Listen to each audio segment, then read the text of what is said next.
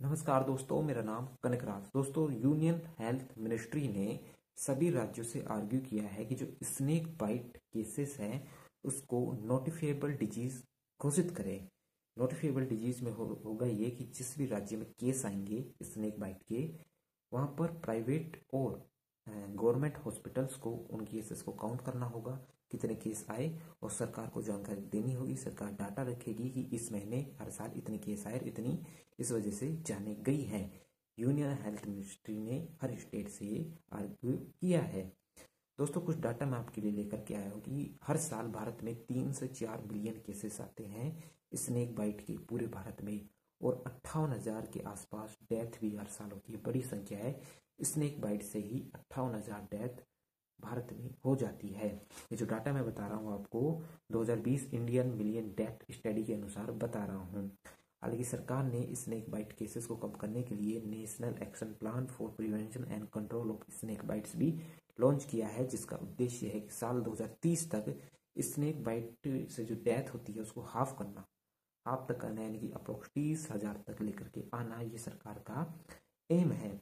एक बात और कि भारत में 310 स्पीसीज पाई जाती है सांपों की, जिनमें से 60 वेनमियस है यानी कि जहरीले हैं, और 42 थोड़े कम जहरीले हैं, वो भी जहरीले हैं। और सबसे खास बात यह कि 90% जो स्नेक बाइट के केस आते हैं वो 4 स्पीसीज के आते हैं। ये 4 प्रमुख सांप है जो 90% केसेस के जिम्मेदार हैं। वो है Indian cobra, common krait, Russell's viper और सा स्केल्ड वाइपर। ये 4 सांप 90% केसेस के जिम्मेदार हैं, और अधिकतर जाने समय पर उपचार न कराने के कारण चली जाती है।